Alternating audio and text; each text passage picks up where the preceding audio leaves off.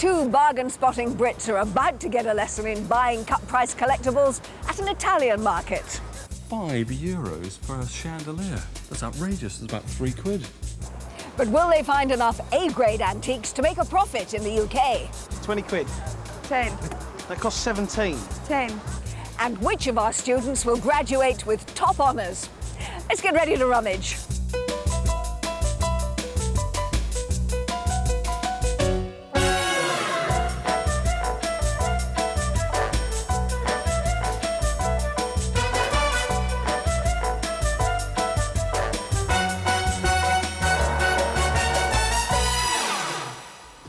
Welcome to the very studious city of Bologna, which is home to the oldest university in Europe.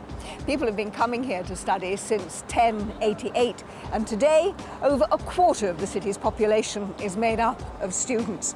There are no less than 68 separate departments to Bologna University, and those who do come to study here are following in some very famous footsteps, because the poet Dante and the astronomer Copernicus were both graduates of Bologna University.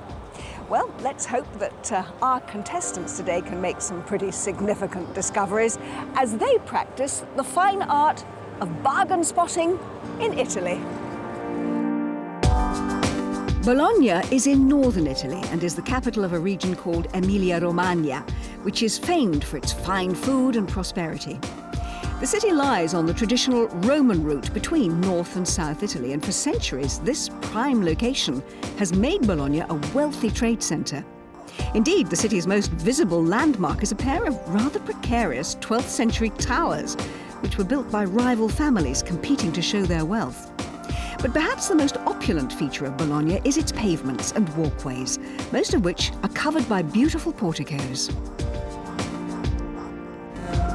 In the centre of Bologna, there are some 25 miles of these picturesque porticos, most of them built in the 13th century. It was a way of extending the buildings without actually encroaching on the pavement. Well, today we've got two teams who are ready to walk the walk and each spend £350 on Italian collectibles, hopefully at a price that they'll be able to sell at a profit back in the UK. Now, that is not as easy as it sounds, but we do have two teams who are ready to take that test. So let's go and meet them. Today, two chums from Kent will be competing for the title of bargain spotting champ. Our first contender is Broadstairs-based Eric, who runs his own insurance firm. He's been assessing fine antiques for many a year and has had some great successes selling on the internet. Probably about a month or so ago, I managed to pick up a bit of Tunbridge ware at a boot fair for £2, and it's probably worth 260. Eric's coach is Jonty Herndon, who's a true heavyweight in the antiques business. His collectibles clout comes from 20 years in the trade, and he won't be pulling any punches today. Eric's opponent today is Gilly, also from Broadstairs. She and best pal Eric spend their weekends browsing around boot sales, and Gilly's always on the lookout for marketing memorabilia. Well, I collect advertising and packaging, hopefully with the original content, usually food-related. We're both out to win, so it should be quite good fun, actually. Gilly's prize fighter today is Mark Franks, who's been ducking and diving his way around markets since he was a lad. His rigorous antiques training should see him fired up and ready to go the distance. So, now we've met the teams, let's get on with the game. Good morning, bargain spotters. Morning, Angela. Have we got a treat in store for you two today? I'll tell you more about that in a moment. First of all, Eric, I know you do lots of buying and selling on the internet. What are you expecting from the Italian markets? Well, I collect Tunbridge ware. I'm looking forward to looking for the Sorrento ware, which you can get around here, I think. But I'll be mainly concentrating on 50s and 60s collectibles. Well, you've got Jonty with you. Is he going to find those things today, Jonty? Yeah, lots of great Italian design, certainly from the 50s and 60s, and often earlier as well. So I think we're probably going to do quite well today. Well, bags of confidence from the team on my left. How about the team on my right? Now, Gilly, Yes. I know that you've got very specific things that you collect, haven't you? I collect advertising, food-related or tins, signs, anything like that. Well, in fact, Mark, we have seen lots and lots of those Italian tins here, haven't we? Exactly, there's lots of Italian tins, enamel signs, so and decorative, and I love decorative, so I think we'll be happy as Larry, won't we? What a partnership. Now, you know, this is the best bit. This is when I hand over the money, because I'm going to give you £350 worth of euros, which you have to spend today on at least 10 items. Now, it's no good when you're looking at things thinking, that'll look nice on my mantelpiece. It's got to look good on somebody else's mantelpiece, because you've got to sell all this stuff back in the UK. So when you look at it, think, is it collectible or is it rejectable? You've got your experts with you. They've both got a very good commercial eye.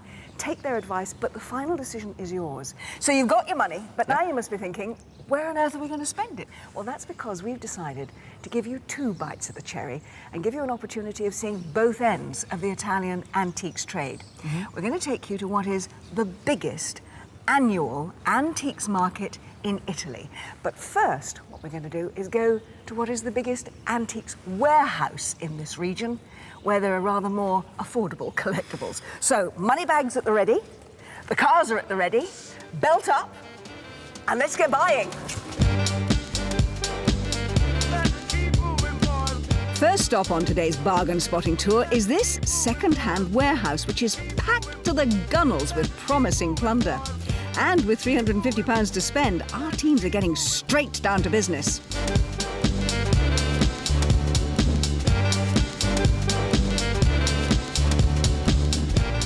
That definitely looks like Mark French to me. Actually, it's a big mug. Be good for Jonty's big mouth.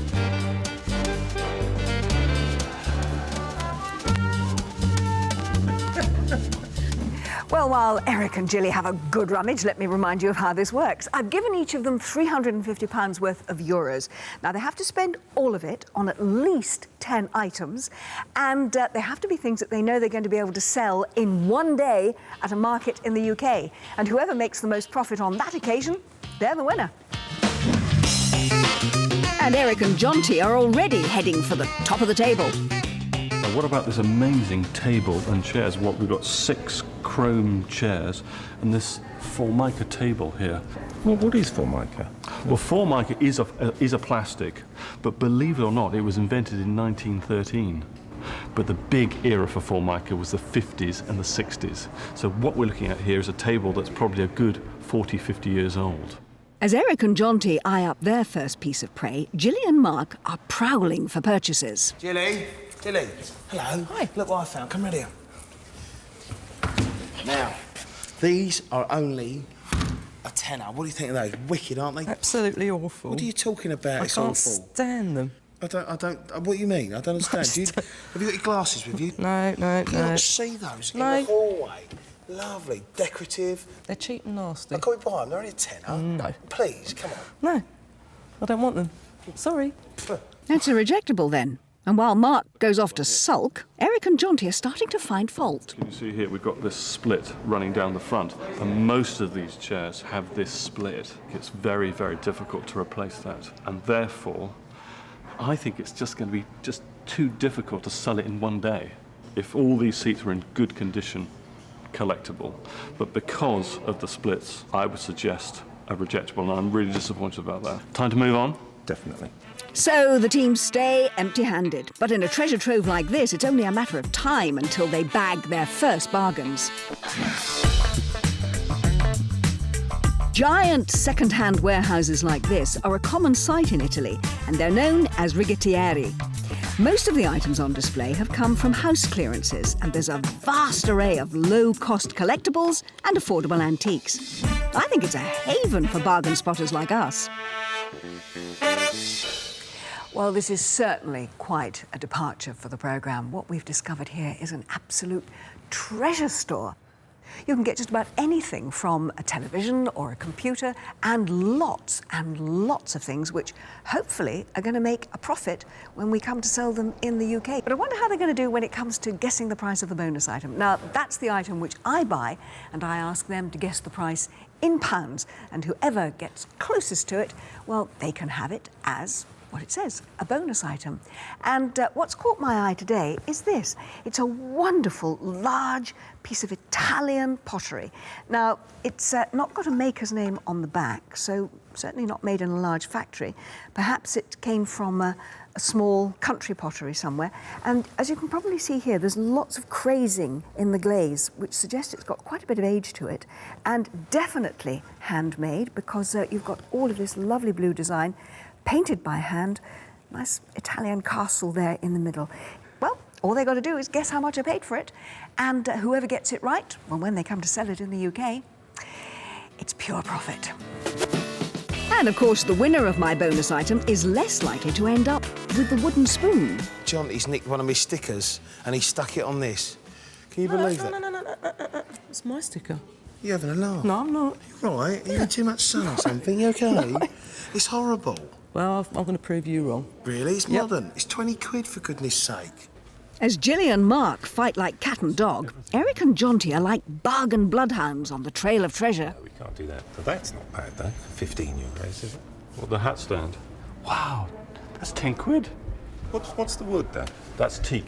And it was the ear of the teak. This is very 1970s in line. Very slender lines, very, very simple, simplistic design. And that was all to do with the Danish designers at the time. The timber in the 1970s was teak, teak, teak, teak. This is exactly what we're looking at here. Why'd you want it? Why'd you like about it? It's just a nice little bit of kitchenalia. Well, you'd need a big kitchen to do something with this, wouldn't you? No, I think it's dreadful. It's just a horrible shovel made in Eastern Europe. I'm having it. Are you being strawberry with me? Yes, I am. It's mine. All right, we'll see. £20. Let's see if it makes a profit. I don't think so. Well, Gilly's first buyer certainly got Mark stirred up. And while they bicker away, Eric and Jonty are working as a team. Because originally, these kind of hooks weren't designed for clothes. They were designed for hats, originally. But today, everyone needs something like this. If you've got a retro house, retro design, this would be perfect. It's about time Gilly and Mark found something they agree on.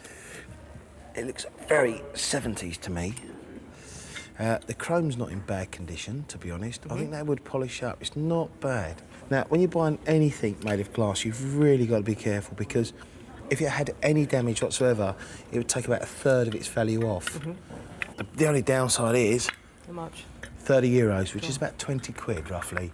I think it's still a profit in it, but I think it's definitely worth a haggle. It's bound to attract a buyer. That's 10 quid. That's outrageously cheap. If you were to ask £100 for that, you might find a buyer.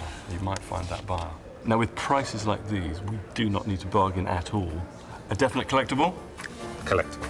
Hats off to Eric and Jonty. They've racked up their first bargain buy. Across the warehouse, Gilly and Mark are finally in agreement, but they both want a better price for their retro light. Is possible a little smaller price on this? It's a bit expensive. 15 euro.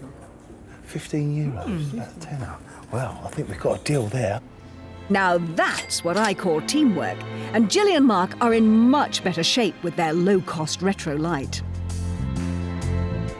If bargain spotting Bologna style sounds right up your street, you'll be glad to know there's a choice of flights running direct from the UK. Once you arrive in the city, you'll find most amenities within walking distance. But if you do decide to hire a car, then you can explore the beautiful countryside that surrounds Bologna. There are plenty of hotels in town, but if you're planning a visit in September, book one in advance, as annual trade fairs bring thousands of visitors to the city. But back at the Rigattieri, our traders are rummaging for all they're worth, and Mark reckons warehouses like this are a great opportunity to revive forgotten treasures. Now, Angela, we're both into recycling. Get rid of that. Recycle all the time, you know, it's going to be reused. This is a great form of recycling. Take a look in here, for example. Brand new shirts, unwanted gifts, Christmas presents, whatever, donated, put in here. Think about it, it's an easy way to buy. Now, I know you like shoes, and I've spotted these for you. Now... Pair of Pradas. Prada. Now, that's a fantastic make, isn't it? Yes, and you're talking about £200-300 at least. They're 20 or 30 quid. There's loads of designer stuff here, so you can really have a tear-up. It is an absolute bargain spotter's paradise, this, isn't it? The best thing about it is it's recycling at its best. So while Mark scurries off to help Gilly rummage for recyclables, I'm off to learn more about the city of Bologna and its ancient university.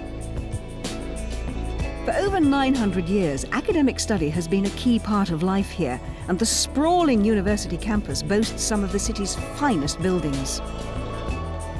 This beautiful courtyard is part of the Archiginnasio Palace that was built in 1563 as the central building for the university. It houses most of the important faculties, but also that vital room, the university library. So just think about it. That means that for 450 years, every student that's ever been to Bologna University has walked through these arches. But today, I'm focusing my study on anatomy rather than architecture, because this palace is home to a remarkable lecture theatre. The study of medicine has obviously always relied on an intimate knowledge and understanding of the human body. So in 1637, the university here at Bologna built this quite remarkable wood-panelled lecture theatre to help in their study of anatomy. It meant that the students would sit in these benches and watch while their instructors carried out human dissections on a large marble table right in the centre of the room. It was a rather gruesome but nevertheless essential part of their study. In the 17th century, dissection was still widely condemned, and this theatre is home to 12 carved statues that celebrate the surgical pioneers who continued their research in the face of criticism. They include men like Mondino dei Liuzzi, who was the very first person to dissect and study human bodies in the 13th century. 500 years later, dissections were still rare because bodies were hard to come by and difficult to preserve. So the next best thing was to use anatomical models. Here in the University Museum, you'll find this collection of very detailed wax models. They were made in 1742 by a very eminent Italian artist called Ercole Lelli. Now, you'll see that he's put each of them in a very sort of classical Greek pose. They actually have a practical use. They were made like this to demonstrate the layers of muscles in the human body. And every one of these was fashioned on a genuine human skeleton that was then reinforced with iron. The wax was moulded onto the skeleton and then painted to give it that very lifelike appearance. In fact, the result is not just fascinating, but I think horrifically real. But while these wax figures were a useful study aid, there are other models in here that had a more practical purpose. Until quite recently, most of the babies born in Italy were delivered by midwives. And back in the 18th century, for the most part, those women would have been illiterate. So to educate them, the university got local artists to make these terracotta models of various birthing positions and the problems that could occur during childbirth. They were a very practical teaching tool, and certainly for the midwives, provided potentially life-saving information. You'd be unlikely to find models like this at your local antiques fair, but there is a thriving market for medical memorabilia, and instruments in particular are very collectible. But back to the shopping, and Gilly and Mark reckon there might be some profit lurking in this wardrobe. I like the shape. There's a lot of work, there's a lot of detail on the cornice, the doors are nice and simple. The only thing is it's not that old. But you know the way fashion's changing at the moment, and people are painting things to do this sort of shabby chateau distressed look. I can see somebody doing that. Yeah, that'd be a good piece there, I think. If you look, the reason I know it's not too old, if you look up there, can you see? Yeah. It's chip. Oh, yeah. Board, okay? Yeah. Be really handy for linen or perhaps even a child's bedroom. Rivals Eric and Jonty are barrelling along in their search for the best bargains. Look at that. It's all in perfect condition too. All these lovely bound metal rings that run around the outside. It's classic design for a barrel like this. How a barrel like this is all made in segmented pieces of timber, then it's all joined together with these brass metal straps that run around the outside. But as soon as you pour liquid into something like this, the timber itself acts as a bit like a sponge, so the whole thing expands, so it stops the whole thing leaking. The thing I really like about it, 35 quid. Wow, that's good. Even if you went to one of these huge superstores that sell brand new furniture. You're not going to get it for 35 quid, are you? No. No way. No, I think we should have that. I think so too. Yeah. Let's go and pay, come on. £35 for a wardrobe, that's dirt cheap, and Gilly and Mark are really cleaning up. Eric's bargain spotter's instinct tells him that the barrel could be a bit cheaper. Now, something like that back home in somebody's garden would look really impressive. What do you think? I like it. Yeah? Do you think we'll be able to get the price down a bit? It's 40 euros. Well, it's still very cheap. I mean, that is 30 quid for a barrel. Is it possible for Trenta for 30 euros? No, mi dispiace, Not non possible. è possibile. You're very, not no, for this non very è nice man. possibile. No. Mi dispiace, no. I told you, I did warn you. Okay, grazie. Grazie. I think we should go for it. What do you feel? Collectible? I think that's collectible. I think we should go for it. About 30 quid? That's excellent. I think we'll do it. Excellent indeed, because even without a discount, Eric and Jonty's barrel is a serious bargain. But the team still have plenty more to find, so while they continue the search, I'm off to learn about one of the greatest discoveries ever made. I've come to the home of Guglielmo Marconi, who is one of Bologna's greatest heroes of science. He grew up in this 17th century mansion as the son of a wealthy landowner, and he had little formal education. But his scientific curiosity led him to an invention that would change the world.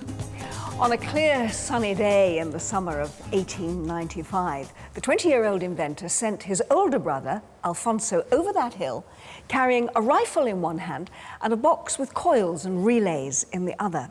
Now, Marconi himself stayed here at this window with the other half of his machine and started to generate electrical signals. Now, the minute that he heard gunshots coming from the other side of that hill, that was the signal to him that he'd successfully managed to transmit his very first radio signals. It was an amazing breakthrough, one that eventually led to him winning the Nobel Prize for Physics, and it certainly made him very famous all over the world. Marconi's mansion is now open to the public and houses a priceless collection of early radio technology. There's a replica of the machine that he used to send that very first signal, and countless original prototypes for transmitters and receivers. There's also a full-size mock-up of the machine that sent the distress signal from the Titanic. This signal alerted a rescue ship which saved over 700 lives and convinced the world that the future lay in wireless technology. Now, Marconi wasn't just a brilliant inventor, he was also a very astute businessman because he patented every one of his inventions and then opened up a factory in which he designed and produced the very first of the commercial radios. This one dates from 1922. It's on wavelength 300 to 390, and believe it or not, it still works. Listen.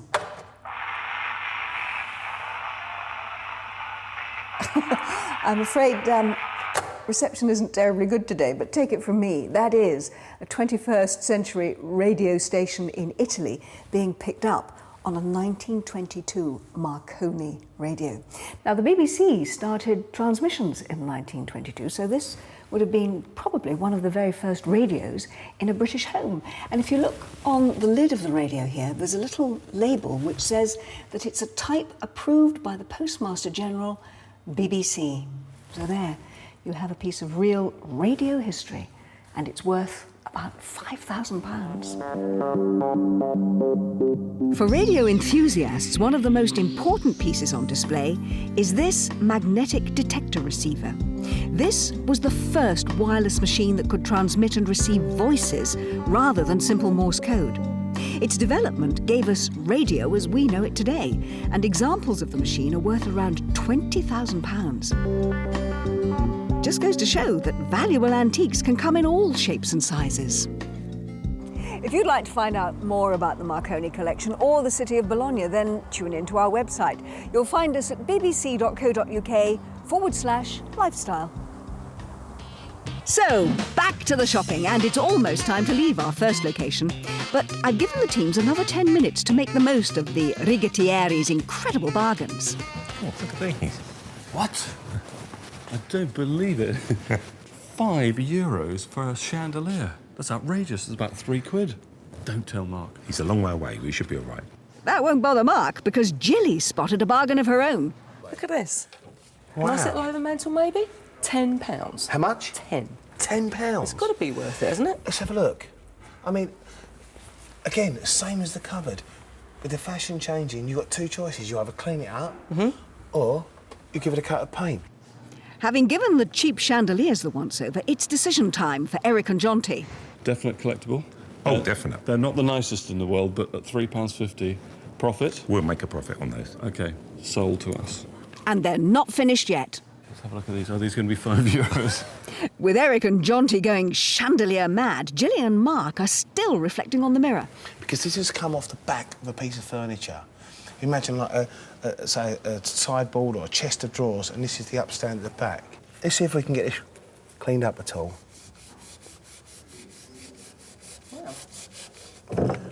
Well, that, look, it's just like years' worth of muck. I particularly love the quality here of this acanthus leaf decoration. That was very, very popular at the beginning of the 19th century throughout the whole of Europe. This doesn't really have any age at all, insofar this is, I suppose, no more than 20, 30 years.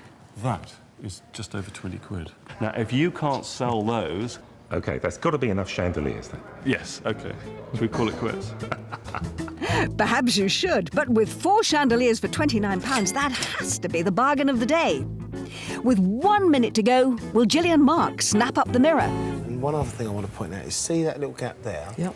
You can see from that gap that this is veneered. Now, it's hard to see in such grubby condition what wood it is, but I would imagine it's some sort of mahogany or a very sort of continental fruit wood. They use a lot of fruit wood in the continent.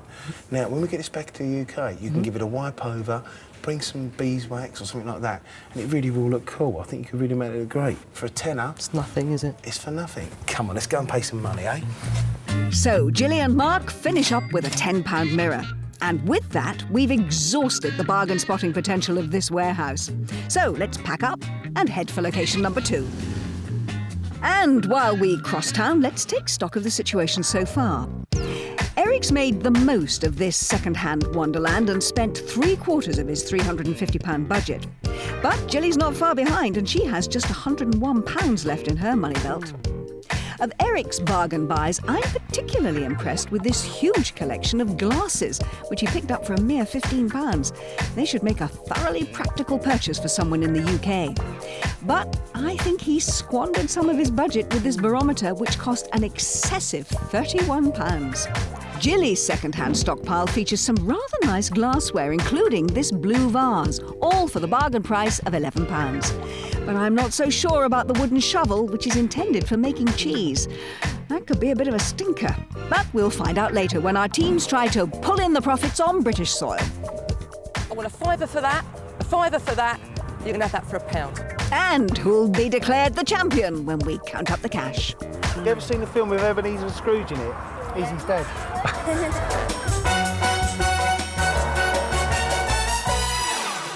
Well, Gilly and Eric, what do you make so far of your first brush with the Italian markets? Gilly? Well, lots of things to choose from. Very cheap. Hopefully, we're going to make a nice... Well, I'm going to make a nice profit. You're going to make a profit too, Eric, because that's the name of the game. I want to beat Gilly, so I've got to make more money than she does. So the battle has begun, effectively. Oh, yes. Well, let's see whether or not you've learnt enough to be able to decide which of you is going to win the bonus, because this is where I'm going to show you something that I've bought, and I'm going to ask you to tell me how much you think I paid for it in pounds. And whichever one of you gets the closest, you will have that item as a bonus. You can sell it for whatever you like on your store, which means it's pure profit. Now, this is what I've chosen. It's rather large, and it is pure Italian. It's Italian pottery. Got a bit of age to it. You see the crazing on the back here. No maker's name. Take a good look at it, Gilly. What do you think I paid for it? Crikey. I think about 45. About £45. Yeah, Pounds, 45 remember? Pounds. Eric, what do you reckon I paid for It's it? good and heavy, isn't it? It's pretty solid. I might go just a bit more, £50. You're way out, both of you. And I tell you, if you can sell it for £45 or £50, someone is going to make a real profit. Because I paid for this £8. Well done. That's really Which good. means you are way out, but Gilly, you get it. And whatever you sell that for, who knows, it could be enough to make a difference to the result of the competition. Thank you, it's great. Love it. So now we've come to the biggest antiques market in the whole of Italy. It's a great opportunity for our teams because this is an annual event and there are over 1,000 stallholders selling some seriously high-class collectibles.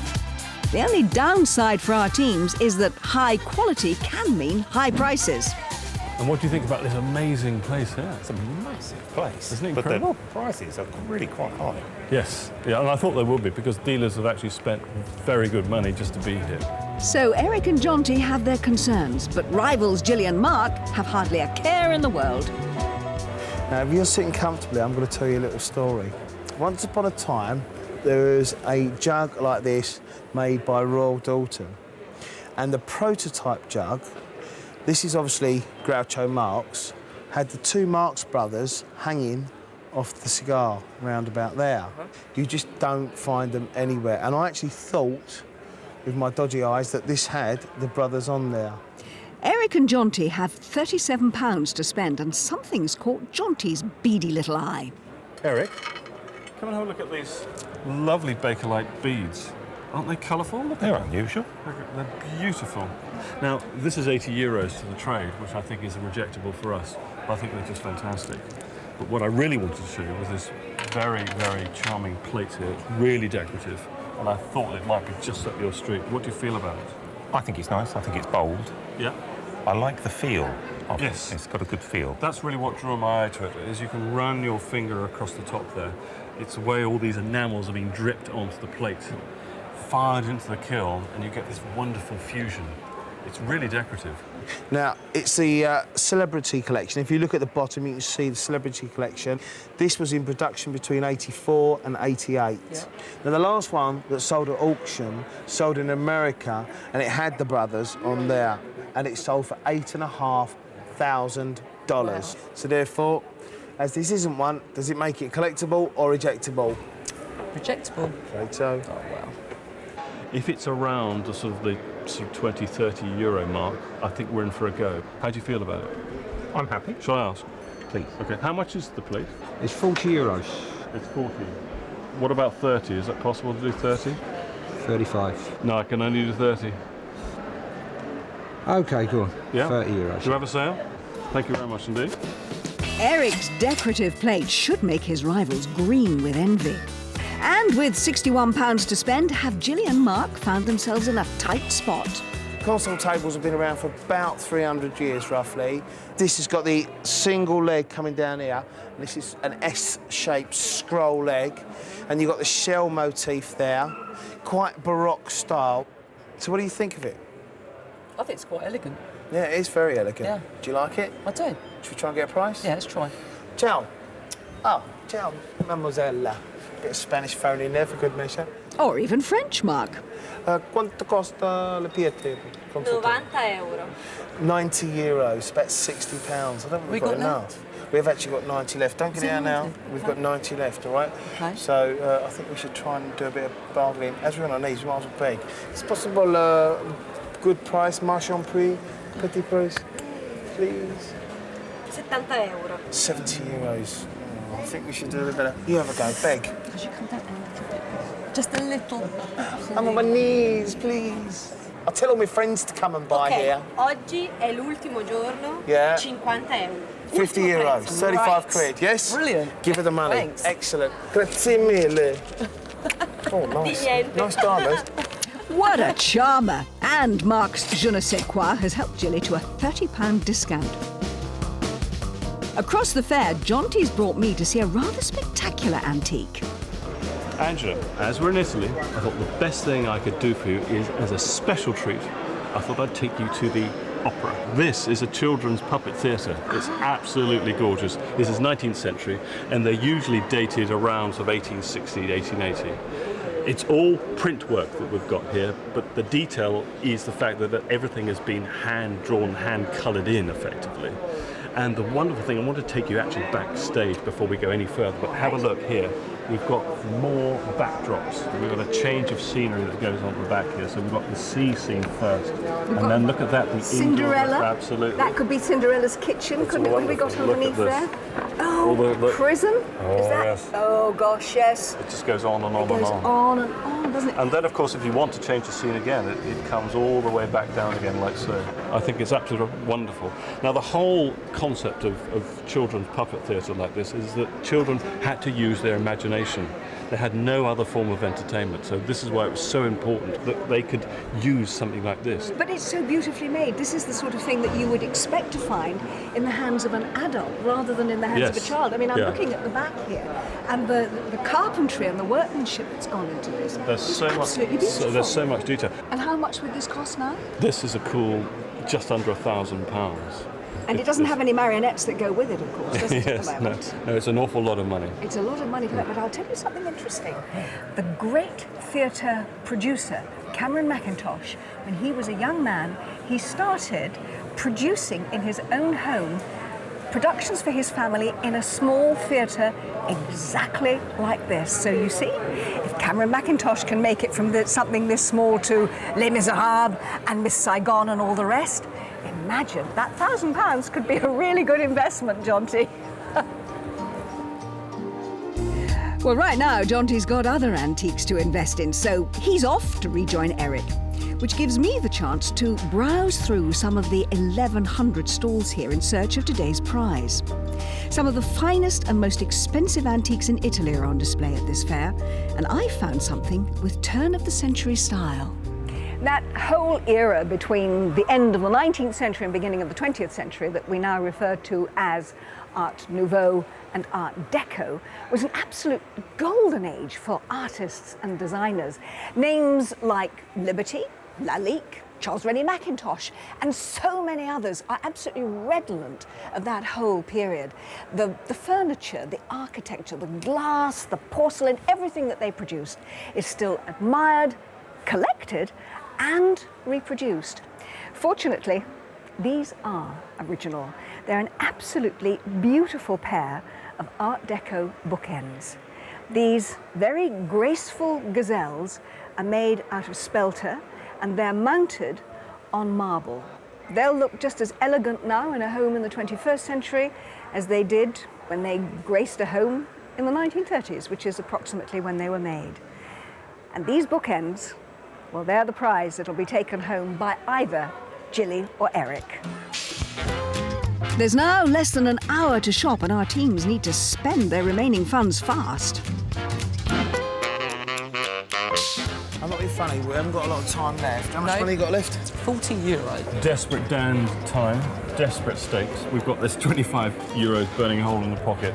Sputnik lamp. With almost £20 to spend, is Jonty phoning a friend? Is that chrome? It's a chrome exterior, isn't it? In the novelty phone section, something like this. This is very, very commercial indeed. Gilly and Mark have fallen for the sci-fi light, but when it comes to price, will it be in another dimension? I think we should ask the price of that, don't you? I think we should dream on. I don't think we're going to get it for €40. How much, please? 100 euro. 70 quid, we haven't got enough. Prego, signore, buongiorno, buongiorno. What price is our telephone? €40. Oh, that's far too much money. My friend, No. my friend here has only €25. What's your best price? 70. 70. What have you got? Show me the money. 40. It's all I have left is 40. Just show me the money. We've only got €25 to spend. No. But this is for my No, friend. we've got 25. My friend. He's... 25. It's our last We money are in that we've Italy, got. we like to do, but it's... Have you got No, I've got the 25 left. 35. Would you take 40? Okay. Yes. Yeah. Oh, what a nice guy. Brilliant. Thank you very Oh, much. excellent. Thank you. Thank you very much. Hang on, that's less than half price. We've spent up, girl. We've done our dough. What an amazing way to finish. Now Eric and Jonty are under pressure to secure their last deal. 25 nice crisp euros, freshly minted. Okay, you are a good man, I accept. Thank you Thank you very much. That characterful stall holder has given Eric and Jonty every reason to celebrate. Put it there, sir. We have completely spent out. Excellent. Our teams have certainly covered the miles today, but they've managed to spend every last penny of their £350 budget. Eric finished the day with an impressive 23 items, but he was outdone by Gilly, who ended up with 24 items thanks to my bonus prize. Of Eric's plunder, I think he'll make the most money from this ball light, which was a scarcely believable £3. But I'm concerned that 15 paperweights may be a bit of a burden when he's selling under pressure in the UK. Gilly's items have a contemporary feel, and none more so than this square glass lamp from the 1970s. It's a seriously stylish piece, and at just £11, I reckon it's a surefire profit maker. But I can't see any success in this dusty old mirror. But which items do our teams think will be the stellar sellers? Well, teams, that has been quite a day. Have you enjoyed it? It's been a great day. Great day. There's such a contrast between this morning and this afternoon as well, from a large warehouse which was quite dusty to this venue. Where everything is absolutely at the top end of the market. It is a little bit more expensive. But have you been able to buy things that you think you're going to sell at a profit back in the UK? Well, my favourite item is the vat, and we did have a great deal of success with chandeliers as You well. did, Jonty, didn't you? We did. We actually bought 3 chandeliers for £3. We can't go wrong with that. Can't There's go wrong bound with to be that. a profit in that. But this vat, I think, is going to do us really well indeed. We're going to swap that in the UK market for a vat full of cash. He's been waiting all day to have an opportunity to say that. But I'm sure that on this side, you're going to counter that, aren't you? Oh, definitely, I mean, definitely. You must have had a very frustrating day, I though, did. Gilly. There was lots of lovely advertising here, but kind of a bit out of my reach, really. But I think we did okay. I think we did really well. And you saw some wonderful stalls again where you wanted to buy things but Oh, couldn't. yes, very frustrating. But unfortunately, I couldn't touch it. But what you did touch, have you got the golden touch with it, do you think? Is it going to make you a profit? I think so, yeah. Yeah, definitely. What's your favourite item then? I think probably the console table. Yeah. That was cheap and quite decorative, I think. Do you agree, Mark? What do you think is going to make the most money? I think this will definitely return us a profit, no doubt about that at all. But an acid etch lantern like this costing, wait for it, £3.50. If that doesn't make a profit, I'll eat Jonty's vat. We may yet hold you to that because you've had the advantage of going to, if you like, the bargain basement and then coming here and seeing all this top-end stuff.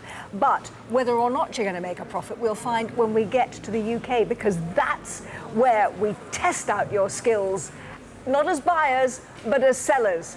We'll see you and all of these things at that market, and we'll also see you there.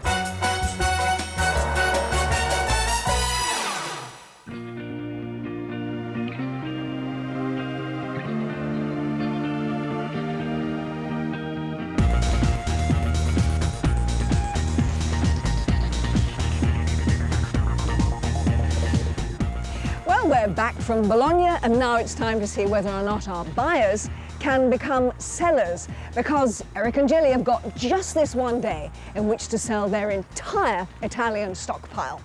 Our venue is Stevenson's Farm, which is very close to Basildon in Essex, and it's a place where you can get just about anything from car boot sale bargains to real quality collectibles. And with some 10,000 prospective customers coming on site every week, well, there should be plenty of opportunity for them to make a profit. And of course, whoever does make the most money, well, they'll be today's winner, and they will take home this lovely, stylish pair of bookends. It was a crack of dawn start for them, but they're all set up, so let's get selling. Today's market is more boot sale than antiques fair, but there'll be no shortage of knowledgeable buyers. The key to success will be clever pricing and a good sales technique. So, Mark and Jonty have arrived with their top tips. Right, well, it's looking great. I think you're going to do very, very well indeed with these paperweights. So if you sell the bigger ones for 20, 25 quid. So I think you can double your money on most of these. It's quite simple today. I want you to sell very quickly, Right. because it's a car boot sale. There's plenty of people with money in Essex. It's a very rich county, and all of this stuff can be sold at a profit. And also the chandeliers. Remember, some of them we paid 3 quid for, all right? We'll make some money on those. Absolutely. Get off at a profit, take it. Right. Because where we will win, and we will win, is because we'll sell lots of things for profits and not many things for losses. So, the selling begins in earnest, and Eric's keen to try out his sales patter. They're nice glasses. We brought them back from Italy, so they've got to be worth 35? Let me make it your best price. I can do 27. That's really right down at our rock bottom price. You put me on the right road. That one, I like it. Eric sets out his stall with a £12 profit on his glasses, but rival Gilly is in on the action too. Can I help you? Yeah, just looking at these glasses. There's 2 sets there, as you can see. I can do 2 sets for 16. Will you take 10? Meet me halfway in 12, how about that? 12. Yeah? Go on then, that though. Brilliant. Thank you very much. Thank you.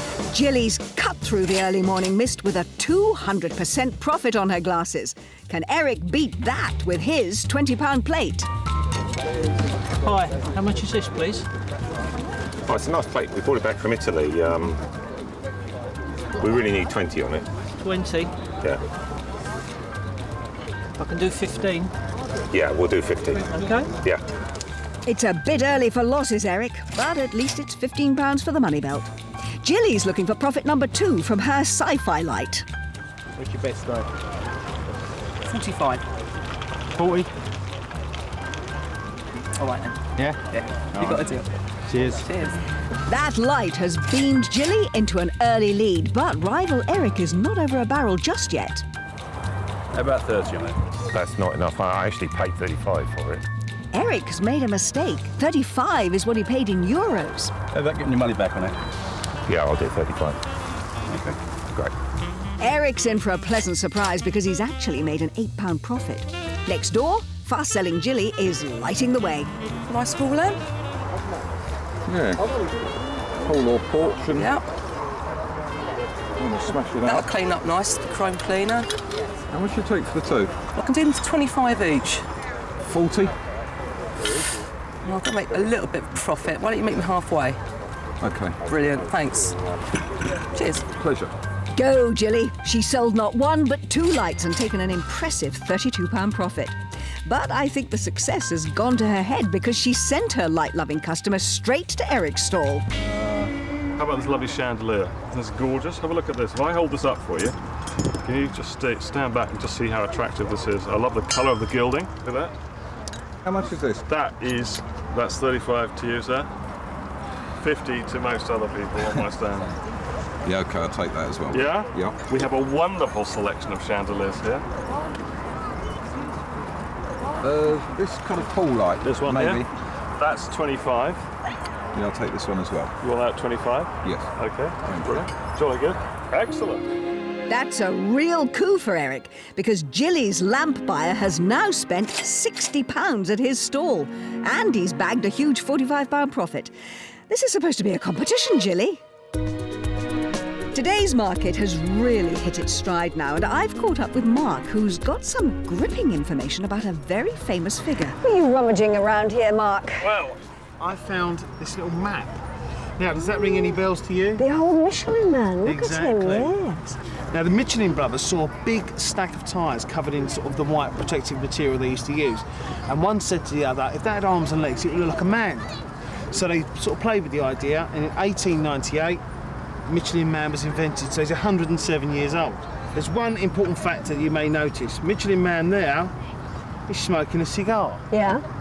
Now, in 1929, just before the 1930s, the cigar went.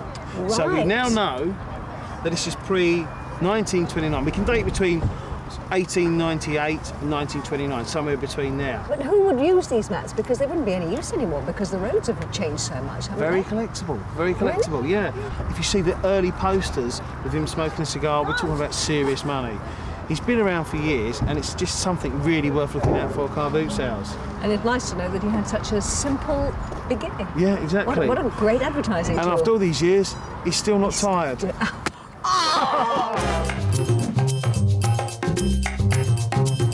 Back at the stall, it seems to have gone quiet, and suddenly there's more banter than buying. Ever seen the film with Ebenezer Scrooge in it? Easy's dad. Everything's computerised, they don't use paper anymore, do they? I'll do that, and that was 60. No, How cheap's I've that? just brought 2 chandeliers. I'm Weren't as picking them nice up as that next one. time. There was a lot more than that one, yes. £60 a pair. Yeah. I can but try. After a whole lot of browsing, Gilly's finally found a buyer, but he's only interested in half of her tea set. So you want to buy 2 cups and that? £15? No. I buy just only 2 cups. I can't sell it like that, I'm afraid. I don't think anyone else would buy it if I did that. I got 2 cups, okay? You can sell the rest for £10. He's not budging, so Gilly decides to take his money and try her luck on someone else. I run. I take £10. You want to run, I tell you. I think I might come with you as well. Having bought just 2 cups for £10, Gilly throws in the rest of the set for free, losing a scalding £16. Eric's wicker basket has attracted a younger audience, but can it sell for grown-up prices?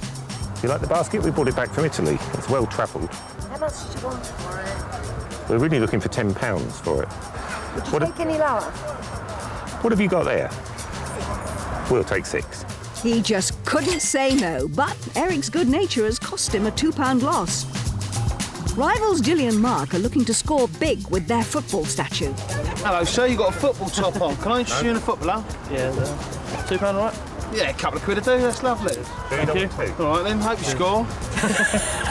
It's not exactly a Premier League result, but every pound counts. And as Gilly's turning in profits, it's the final call for Eric's phone. I think you'd be scared at how much we actually paid for it. We paid 25 for it. Yes, but €25, which is £17. We're quite happy with any sensible offer. £5 is a good price. I'll take a £5. Oh, well, even with the currency conversion, it's a £12 loss. There's a nice bit of kit. 20 quid. 10. They cost 17. 10. 15? That's losing £2. Well, we've got to get rid of it now, Mark. But if I've only got 10, you can only have 10. The window. Oh, you've only got 10? Yeah. 8. Don't you start. Back in your box, you. Oh, see, look, you've upset him now. No, 12. he's upset. You're talking nonsense. Go for it. You can have it for a tenner. Lovely, done. There you go, 10. It's another profit for Gilly, and now it's Eric who's under pressure. It's got to be worth 15. A tenner? I'll give you a tenner for it. Go on. £10. Excellent! It's a deal. I'm going to shake your hand then, but don't drop it. £10 is certainly cheap, but the chandelier only cost 3, so it's a good result for Eric. And Mark wants to collar the same customer. How much do you pay for that one? Tenner. I know. That's what we do. 30 quid. No, because I've come to get rid of stuff, and otherwise I'll end up going home with more stuff that I actually... Oh. I know, but thank you very much. Oh, I'm going to disappear quick. I'll give it a try. Hard luck, Mark. We're past the halfway point in today's market, and I'm keen to catch up with our novice stallholders. Gilly, you've still got some big items to sell here, haven't you? I'm really trying. You are? I am. I'm definitely trying. I've sold a few big items. But I noticed, actually, on one occasion, that Eric sold something because you persuaded a customer to go and look at his store. What are you up to, woman? But I did it the other way round as well. Eric did it for me as well. I was just like, I'm still got a little while to go yet, so I'm quite confident. Still quietly confident? Yeah, I think so. Oh, well, I better You not look hold like the you sort up. of person who could buy a barometer. Oh, no, not today, thank you, sir. Not today, thank you, sir. But I'm sure you'll find a willing customer out there somewhere. Bye, guys.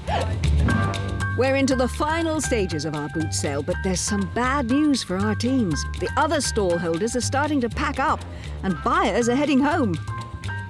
Jonty thinks they need to change tack. So if anybody express any interest in any of our bits and pieces, try and do the deal. But will the barometer point to fair weather for Eric? I'll take a £5. Sensible offer. 2 quid. It's worth more than 2 quid. But 2 quid. 2 quid sold. Thank you very much. Here you are. Thank you Perfect. very much. Thank you very much. All right. Quite nice. Enjoy. What do you mean it's quite nice? It's very nice. It's very nice, yeah. That's a grim result and Eric's biggest loss so far. Rival Gilly is trying to make the most of her bonus item. You like that? Yeah, can be yours for £10. 10? £10, and that's very, very cheap. But how much pure profit can she make? 8. You want to pay that? 8? Yeah. You sure? Yeah. Okay, that's great. That's exactly what I paid, and it's given Gilly a healthy £8 advantage. Her rival is resorting to desperate measures in an attempt to keep up. You can take it home, and if you really don't like it, you can always burn it, and it'll keep you warm. A £5. Give you 4 quid for it now. Take it away. 5? 4 million now, take it away. Thank you. There you go. You're a good man. And you. Thank you very much. Look nice in Mum's toilet. It's another loss, but remember, both teams have had to sell their entire stock by the end of one day, so every pound is important. The market is closing down fast, and at this stage, our teams need to cut their losses. But Gilly is trying to sell £74 worth of items in one hit. OK, madam, I've got to clear my table now. It's the end of the day. I want a fiver for that, a fiver for that. You can have that for £1. What about if we give you a tenner? £11? See what else we've got. Oh, look, there's a black. Oh, you're lovely. Thank you ever so much. It's brilliant. That's not brilliant. That's a disaster. Gilly's lost over £60 on those 3 items. Now it's Eric who's looking like the main man. Look at this stand, it's almost empty. Well done. How are you getting on? You had a good day? Very well. The paperweights, no one seems to like the red. I don't know if you've noticed, but people are leaving in their droves. You know, we've actually only got a few minutes left. That's all we've got to sell, and then you're done. I'll take one for £1. Good girl. You've helped me out. That's brilliant. Well indeed. At £1 a time, the paperweights are selling like hotcakes. £2. Thank you very much indeed. You got one for £1. Yours for £1. And look, fantastic. How do you feel? Put it there, partner. Oh, that's brilliant. Completely sold out. With Eric's stall empty, it's Gilly's turn to try and sell up. Last item, come and have a look. Come on, come and have a look. Please come and have a look. Well. Last item, look, a light. I've only got my pocket money, 50p. Oh, we wanted a fiver. Do you like it? Yeah. Do you love it? Yeah. Go on then, we'll take your money. There you go, you bought a light. Is that a case of light relief, Gilly? 50p till we've sold up, well done. Hey. It's certainly been a tough sale, but Eric and Gilly have sold their socks off, and it's time to tot up the totals. Eric was still dealing in euros on some items today, but if anything, it helped his cause because his chandeliers were a great buy, and this one gave him his biggest profit at £23. But his stormiest result was the barometer, which plunged to a £29 loss. Gilly had her ups and downs today. The high point was her retro light, which made an excellent £19 profit. But she hit rock bottom when she sold off in bulk and lost £29 on the console table. But let's see which of our contenders has made the best return on their £350. Well, the mist cleared, the sun came out, and you managed to drag the punters in. You did really well, both of you. Well, Eric, you usually do your selling sitting in front of a computer screen. How was it actually dealing with them in the flesh? This is much more fun. The interaction with the people, it's great fun. But you had to change your tactics, obviously. What were you doing to drag them in off the streets? I was, towards the end, I found it was best to trip them up and drag them in semi-unconscious. What are you proudest of, though? I mean, what do you think was your best sale today? The lights, the chandeliers, they were definitely the best percentage sale. And the VAT that we bought was very good as well. Oh, it did, yes. You were pleased with that, Jonty? Absolutely thrilled. Eric was absolutely right about the chandeliers. We bought them so cheaply, he was able to sell them very, very well indeed with huge profit margins. So he did very well indeed today. He's my gentle giant. Ah, there you go, you see. No, but, I mean, for you, Gilly, it was a little bit more difficult, wasn't it? It was very difficult. But, I mean, you're the one who goes to the market, so you're used to this, aren't you? Oh, yeah. Well, I earned a few profits on some of the things. So I think I did well with one thing in particular. That was the 70s white globe central lamp. That did quite well, I think. But it's all in the buying, isn't it? And do you think you made a few mistakes in the buying then? Yes. But you can smile about it. Mark, do you think, I mean, she did quite well today. What were you most pleased about? I'll tell you what I was most pleased about, that she didn't keep running off to other stalls buying, because she's a very good buyer and she did do some great salesmanship. I was very, very proud of you all day long. Thank you. Yeah, well, you both did extremely well, and I can now tell you what you did. As you remember, you started with £350 and you managed to sell £265 worth today here at the market. But Eric, you're £4.50 off your target. £345.50 is what you've taken today, which means you are the winner. And so I can present you with the prize today, which is a pair of bookends. And I hope you enjoy. Well, I'm sure you'll find lots of books to put in the middle of them. Congratulations. Thank you very much indeed. Oh, these are brilliant. Well done. Congratulations to both of you, and thanks for being with us too. And I hope you'll join us again the next time we go bargain spotting. Until then, goodbye. Bye. Bye.